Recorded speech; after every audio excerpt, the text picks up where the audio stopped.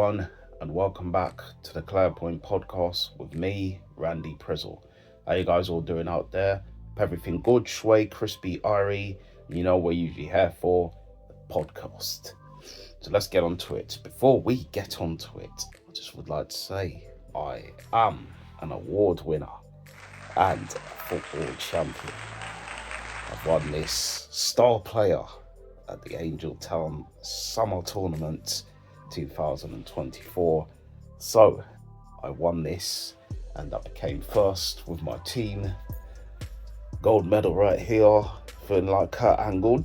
You sure? Well, I don't, because obviously I won the medal. So, but you know what? I'm very, very pleased with that accomplishment. It's a great one to have. Excuse the background noise. I didn't expect that, but you know, I don't live alone, and these are the things that happen. So it's exciting to win this award, and I'm very, very happy to have another tournament trophy to my cabinet. It's more than what Tottenham have right now. Do you know what I mean? But anyways, I'm very, very pleased and excited to have these, and big up to the organisers who organised it, and the tournament went down really well. I think we only missed one team, but overall we did really well. We lost one game, and that was obviously the league format, and then we came back and we managed to do our thing, and we beat the team that beat us in the final. So we did our thing. I played in goal as well, made a lot of saves, you know, diving left and right and doing all that, you know, I mean, not the Tom Daly stuff, but I was actually doing my saves and all of that, and I got the star player for that too. So, you know, thank you to everybody, and I appreciate that, and the team. We did it, boys. Hopefully we go again next year. Cool.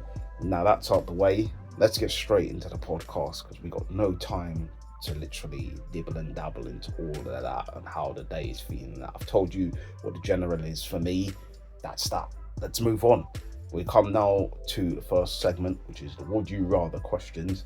Obviously last week we had obviously just the normal general getting to know me, some random questions. This time it's the more random would you rather questions. So I've not seen these. I just literally turned, you know, the notification on and seen what it was saying.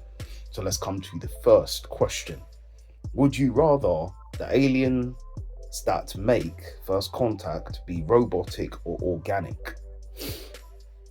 I think for a purpose sense, if they start to do something mad, you would want to be organic so they could be killed easily. You know what I mean? You wouldn't want them to be robotic. Listen, we've seen iRobot, we've seen, you know, flipping Terminator. You can't have them be robotic. You know what I mean? Organic is the way to go, so you can easily shoot these motherfuckers in the head if they try anything wrong. Do you know what I mean? So you've got that down, and you can knock it down straight when you can know, hey, you motherfuckers try anything. Do you know what I mean? Coming in like Yosemite Sam. I say, tootin' bomb and all of that. Do you know what I mean? These people are gonna die. Do you know what I mean? They try anything, it's going down. You know what I mean? You're getting some filled up with lead, as 50 Cent song says. Fill your ass up with lead, so don't push me. Putting up the dead, so don't push me. Giving your head, keep thinking I'm pussy. But yeah, all of that. Do you know what I mean? Next question. Would you rather lose the ability to read or lose the ability to speak? I think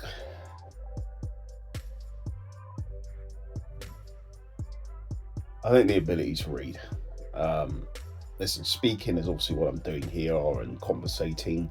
I think it's more easier to conversate rather than read, you could say. Because obviously I could see things, and I'm one of these people, as I said, I'm not really a book guy, you know what I mean, in terms of where I was good at studying, or I was good, you know, in my exams and that. I didn't do that great, do you know what I mean? Ended up with a couple of C's and a couple of D's and that. It is what it is. Nothing really of the B's to the A's, because listen, I was all about the artistic way. My vision is creative, and I'm a creative person in terms of where I'm not really a book smart, all of that technological, you know, stuff. That's not me. I'm not into all of that reading the book malarkey. Yeah, people say, well, does that make you stupid? No, it doesn't. It just makes me, in terms of creatively different. Do you know what I mean? In terms where I use my creativity, from my mindset rather than actually opening a book and reading about it. Do you know what I mean? It bores me. It bores the shit out of me. I can't read a book and go, oh, yeah, yeah, yeah. I need to see pictures in order to form those images in my mind to make it clear and concise to me. That's just how my thing is. Do you know what I mean? I've never really been a book guy to open up a book and start reading. Guinness Book of Records, stuff like that, they intrigue me because, when I see the pictures and when I see the facts of what they've done, it's like, oh, that's exciting to know that. That's a big fact to know. Do you know what I mean? Comics as well. Comics, they paint a picture to me. I see the picture, I can then see what the next steps is for comics. So those for me are easier because it intrigues me a lot more, and I don't get bored easily when I watch them or read into them. So that's why for me those are easier. You could say even like facts books, stuff like that. If I can see pictures and I can see how it goes down, cool. You know what I mean? You got me interested. If I don't see pictures and it's just words, then I find it very difficult. Like footballers' biographies, cool, it's different with footballers' biographies because obviously I've seen them play the game, so I can picture what they say and I can then, what I'm saying. So for me, it's easier when I've seen it and it's been done rather than not seeing it and then you're having to paint all these different pictures. It's like, that's long. Do you know what I mean? My brain loses interest and I lose focus a lot easier. So that's just what it is for me. All right. Would you rather have a golden voice or a silver tongue?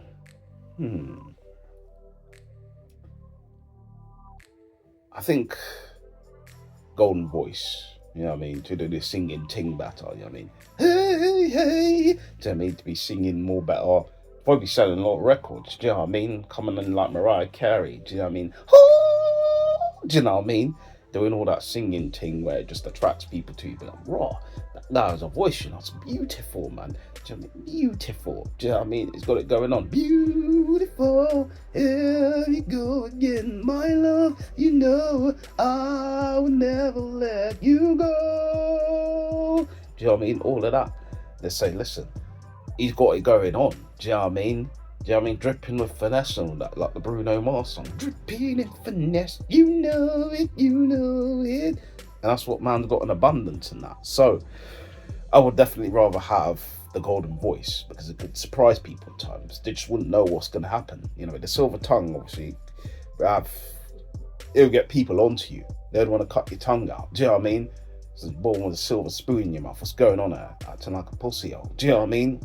Silver spoon in your mouth and all that. Nah, I'd rather have the golden voice. But anyways, we'll come to the last one. Would you rather be covered in fur or covered in scales?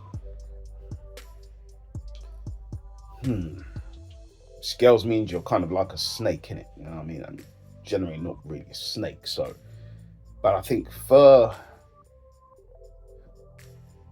it will be difficult to maintain in the summer if you have a lot of fur. And like, I only have the beard and that, and I'd probably have the chest there as well. Obviously around the crotch area, got a bit of hair and that.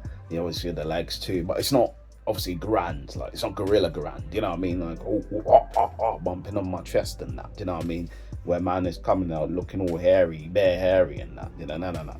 So I got a lot of hair. I'd said a decent amount. I don't know why a lot came out, but a decent amount of hair.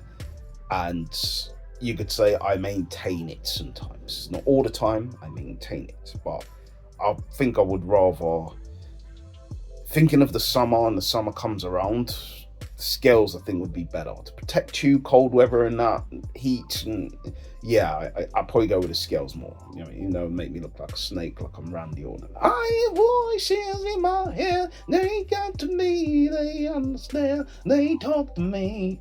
Ding, ding, ding, ding, ding, all of that. But yeah, ding, ding, ding, ding, ding. I know you love this, I'm gonna start melting. Hey, when we'll start getting broken, you start questioning your faith. Anyways, that and that. All right, well that's it, guys. We're done for the talking of the would you rather questions, and we are going to now come on to.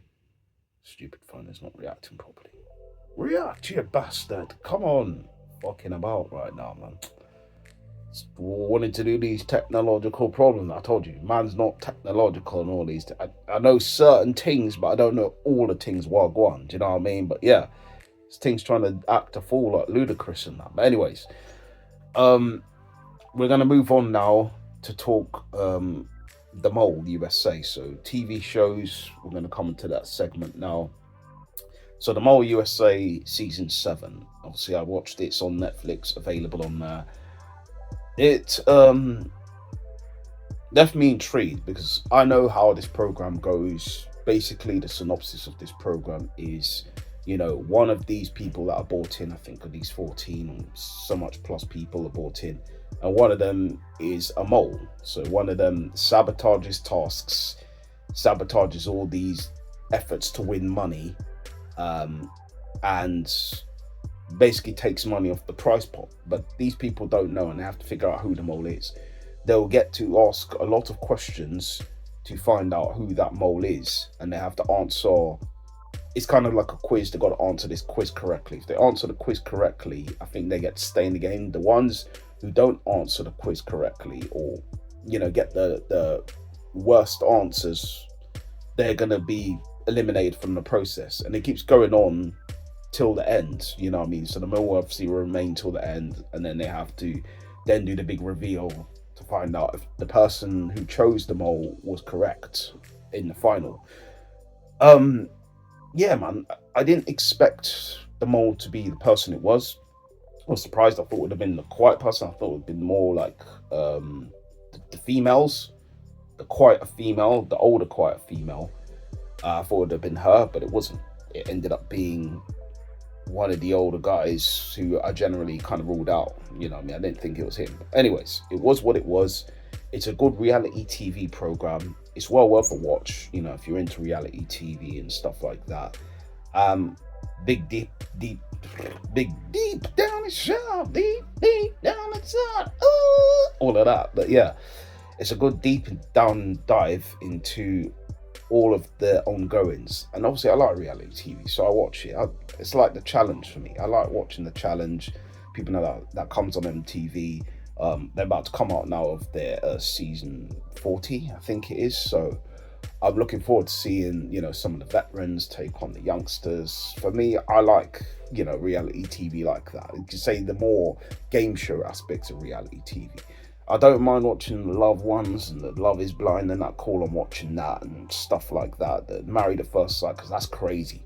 I'm telling you, Married at First Sight, Australia one. That's the mad one. If you're watching anything that's like love related and that, and you want to see the reality TV aspects, the craziness, Love is Blind, Australia is the maddest one to watch. That's the one I'm watching. Fuck all the other ones, I'm watching that one. See what I mean? That's the one that's caught my interest, so that's the one I'm watching. But anyways, The Mole season 7, listen, it's a good show. Nothing that really goes above and beyond, I think this time they went to Kuala Lumpur and places like that, which is good, and did some real good challenges. So I'd give it about a 7.7 out of 10. It's decent. As I said, nothing again that pushes the barrier over to go into like the 8s and 9s, but it's a good show. So yeah, that's that from me on that. All right, we're going to move on to the next one. The Influencers. Now, The Influencers is on Netflix as well. It's one of these shows where you get a bunch of influencers from Korea come, and they're basically tasked with basically influencing people to get money. Basically get the prize pot at the end. So their basically job is to just influence, from their YouTube, from their whatever platform they're on, and kind of make it in terms of being popular, So the most popular influencer is the one that obviously wins, and they win the prize pot of like 301 or something like that, I think it is, which is a mad amount. I think that equivalents to something like about over $1 million or something like that here.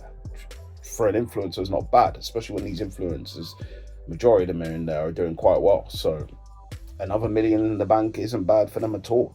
But obviously 300 million won over there, that's big. Do you know what I mean? That's huge, completely life changing for even some of the smaller influencers if they win that. But yeah, I watched this program and it kind of taught me a lot of that. You know, you have to do certain things outside your box to really influence things, to really make people take notice of you. And sometimes it wouldn't always be what you want to do, but you have to do something to keep them interested. I think in terms of influencing and being an influencer, it's very difficult to keep people's attention if people don't rock with you. So people don't like you and they think you suck, then you're gonna know about it. You know what I mean? Like if people don't want to hear about you, then people aren't gonna really check for you. People ain't really gonna be there or support you. They would go to someone who obviously is on the higher end of the influencing spectrum and be all in that person's grill and all that. You, if you're a small time fry, they wouldn't give a shit about that. And it taught me kind of the harsh realities of being an influencer. You know, if you are going to be one or you're going to be one down the line, that sometimes you'll have to succumb to doing certain things that could please your audiences a lot more. You could tend to say the youth of today who do the kind of maddest stuff are the ones that will tend to become a lot more over with the public rather than the ones who do the, let's say, small time things like what I'm doing, for example, just talking to you guys, or something as small as, you know, I don't know, just something as small as, you know, like general having a chat or something, you know, basic or whatever. But the people who go to more the extreme lengths, you know, you could say hot wings or whatever, you know, I mean, big up Sean Evans and these men who do that, then they have more of the gift of the gab. I think also it's generally in terms of how you connect with your audience too. It's not just on those bases, but how you connect with them. So yeah, it kind of taught me kind of a few things, you know what I mean? But I wouldn't really push myself outside the box to be uncomfortable just for other people's entertainment. For me, I'd never want to be something that I'm not. I wouldn't want to do things that I'm uncomfortable with. So that's something that would be like, nah. If I'm uncomfortable with that, why would I push myself to those boundaries to do this just to gain followers? Nah, I'm never about gaining followers here. I'm about doing this for entertainment purposes for myself, but also for my own confidence, but also because I like doing this. There's a difference. I'm not just doing this because I want to gain fans or I want to gain traction. I actually like doing this. Do you know what I mean? And if I don't like doing this, you would tell. You'd be like, right, I wouldn't be bothered. I'd just be putting out shit and people be like, fuck this, man. This guy's talking rubbish again. Fucking crap. Do you know what I mean? So if I generally have a feeling of, cool, I want to do that, I'm going to do it. Do you know what I mean? If it's something that I'm not feeling, I'm like, yeah, fuck this. I'm not bothered to do that. Why am I going to do that? Do you know what I mean? It doesn't make any sense. But anyways, the program in this sense was still quite good. It's a decent program. So it taught me a lot in terms of how the whole game of influencing would go. Decent program, nothing special, nothing, but it kept me intrigued. So I'll give it about 7 out of 10 for that program. And cool, we'll come on to the next one, which is Fallout. So if people haven't seen Fallout, it is available on Amazon Prime. Yeah, it's something I've not played the early Fallout games, so I've played probably, you could say, from Las Vegas and other ones like that onwards, and then I haven't gone for the latest ones. So yeah, it was a game I kind of got a bit bored with, if I'm going to be honest. It didn't really push more boundaries and expectations, so I kind of left it where it was, to be honest. I think I played like Las Vegas and I didn't complete it, so it was what it was there. But you know, the TV series though was enjoyable. You know what I mean? They kept it to an aspect when they used 3 characters, and these 3 characters obviously had their own individual conquests and how to get to where they need to get to, which in itself was interesting. It kept me intrigued of the suspense. It also was intriguing in terms of how people were going about doing their own thing to make it happen. So, above all, I enjoyed the program. I think it was good. I think it stepped out of the box of just the Fallout. I think obviously those characters need to get to where they need to get to in order to make certain things happen. You know me, I usually like a lot more violence, but I think in terms of all together and how it presented itself all quite well. So it did its job on all them aspects. So that's why I have to give it a thumbs up. Say Fallout did its job and made me keep my concentration throughout the whole series. So it did what it needed to do. I enjoyed it.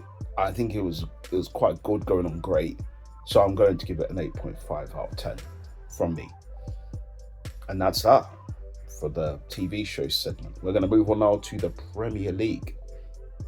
Now, before we move on to anything, I've got to give you obviously my top 6 predictions in terms of who's going to win the Premier League and who's going to end up 6th. So, I think Man City are going to win the league again. I see Man City being first.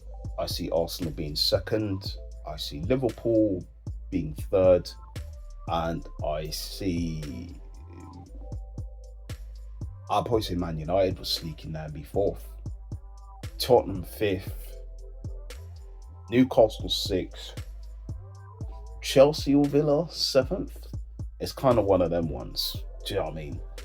But I gave you my top 6. So that's who I generally think.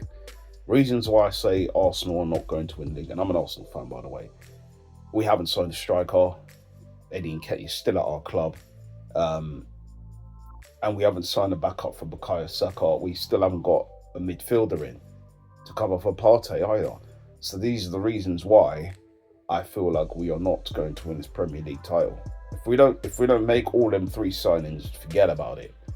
You know what I mean? Forget about it. You know what I mean? Forget about it. You know what I mean? So that's where I'm a little bit concerned. But I already know that if we don't make them signings, it's curtains.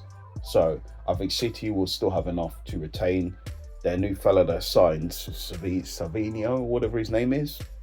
That guy's direct, man. Saw him playing in the game, and he's quick and he's off the mark and he's sharp. I think it's just generally a new Mahrez replacement they've brought in. So that in itself is scary. Do you know what I mean? And that's the place they need to fix. So they probably said they're still a few players short, but they're Man City, man. They got Pep with them, so it doesn't really matter. You know what I mean? Pep finds a way to do these things, get these players over the line. Even when things are going bad, Pep manages to find a way. And that's the problem. You know what I mean? If Pep leaves, Man City are off. Man City fucked. But it's one of them things where it's just like, well, what can we do? What can we do? You know what I mean? He has to go. When he goes, we all throw a party and we celebrate, don't we? Because then it's wide open for everyone else to have a shot. Do you know what I mean? But that and that and that and that and that. But yes, let's come on to my Premier League, the reactions of all the matches. So people who don't know, I usually do it in the voice. So the voice has come back again, and let's get on to it. Premier League. Manchester United 1, Fulham 0. Ipswich Town 0, Liverpool 2. Arsenal 2, Wolves 0. Everton 0, Brighton 3. Newcastle United 1, Southampton 0. Nottingham Forest 1, Bournemouth 1. West Ham United 1, Aston Villa 2. Brentford 2, Crystal Palace 1. Chelsea 0, Man City 2. Leicester City 1, Tottenham 1. So Tottenham obviously, thought they were going to obviously come and win. There were some Tottenham fans that saying, we're going to beat Leicester, we're going to do it. Did they do it? No, they didn't. Chelsea, Man City, listen, I predicted that City were going to win this game and I got it right. Brentford's surprising Palace though, controversial decision. That whole free kick should have stood. The ref, absolute clown. Let's move on from that one. Villa, beating West Ham in West Ham's ground. I can't remember my predictions for that one. I think I called a draw, but It doesn't surprise me that Villa won because Villa have that team that's capable of that. Forest, Bournemouth, yeah, I think I called a draw on that one. So it was what it was there. Newcastle, Southampton. Newcastle getting their man sent off. Sure, I didn't think it was a sending off personally, but it's one of them things where the opposition player has pushed his head forwards to Shaw and it's got Shaw sent off. It's clever, but it's devious as well. The referee should have spotted that and said, yeah. Made a wrong decision, but this is why I say some of these referees are clowns. Do you know what I mean? Absolute clowns. Do you know what I mean? Doing the whole thing. Madness. But anyways, Brighton beating Everton, that's surprising. 3-0 Everton's ground. Craziness. I predicted a draw, I think, for that one. And obviously Arsenal beating Wolves. Yeah, listen, it wasn't a comfortable game, but Arsenal got the job done. Kai Havertz with the goal. And obviously Bukayo Saka with a brilliant finish as well. Liverpool beating Ipswich Town 2-0. Listen, it wasn't a routine game for Liverpool. I think they struggled in the first half, but second half they came into it and they made it happen. You know what I mean? Salah with the goal and also Diogo Jota with the goal as well. Man United, winning 1-0 against Fulham. Xerxes scoring a late goal, which is brilliant for United. It gives them a first, obviously, big win of the season. When it looked like it could have been a draw. Fulham held on and they played their part. Unfortunately, Fulham had chances and they wasted their chances. But that's that. Cool. From that, now we'll come on to my predictions. But before that, a quick interlude. 2 very boring minutes later. Yes, I'm back. Yes, obviously I had the quick interlude because obviously the nose is doing the drippity drip stuff. I think obviously it's due to playing football yesterday in the rain. It didn't help, but these are things that happen, unfortunately, and it is what it is. So, anyways, I was coming on to my predictions for this week's games. So let's get on to it, which is match day 2. I mean, Brighton versus Man United, which is a Saturday kickoff at 12:30 p.m. I'm going to go for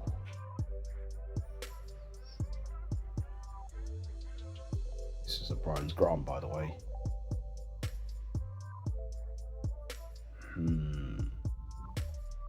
Draw 1-1. Something's telling me it's going to be a draw. I thought United could edge it, but I think it's going to be a draw, 1-1. Tottenham versus Everton, which is a 3 p.m. kickoff on a Saturday. I'm going to go for Tottenham. I'm going to go 3-1 Tottenham. Solanke to get a couple of goals, I think, on his second game for Tottenham. Crystal Palace versus West Ham. I'm going to go for... This is a tough game to call, I'm going to go for a draw again. I'm going to go for a draw 1-1. Southampton versus Nottingham Forest. I see a draw written on this again. I'm going to go for a 1-1 between these two. Fulham versus Leicester City. I'm going to go for Fulham winning this one. It'd be a tight one.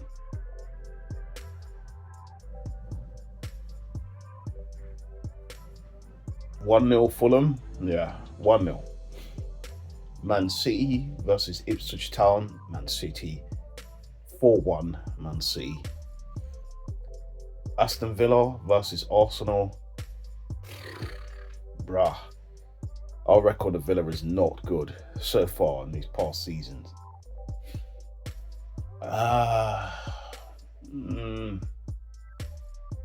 Draw. 2-2. Bournemouth versus Newcastle. I'm going to go for Newcastle. 2-1 Newcastle. Wolves versus Chelsea. Just 2-1 Chelsea. Just like a late goal or something. Liverpool versus Brentford, which is a Sunday game. Sorry, Wolves and Chelsea was a Sunday game as well. So was Bournemouth and Newcastle. They were Sunday games. Liverpool beating Brentford 3-2. And that's it for my predictions. And that's it for this episode of the Clarepoint podcast. So, the final points to make for the podcast. What I said, random questions. Would you others, all you guys out there, what do you think? What's your points on them? The Mole, US, would you want to watch it? Wouldn't you want to watch it? The Influencer, would you want to be an influencer? Would you want not to be an influencer? Fallout, what did you think? Did you like it? Did you not like it? What would you have changed about it? The Premier League predictions, what are your predictions? Who do you think is going to finish in the top 6? And again, the predictions as well. Who have you got to win this weekend's Premier League games? Match day 2. And that's that, guys. Thank you guys for tuning into this episode. If you're feeling the episode, you know what to do below, all of that. And you know what we usually do here when we finish. Peace, love, unity, have fun, and you're either all in or clear out.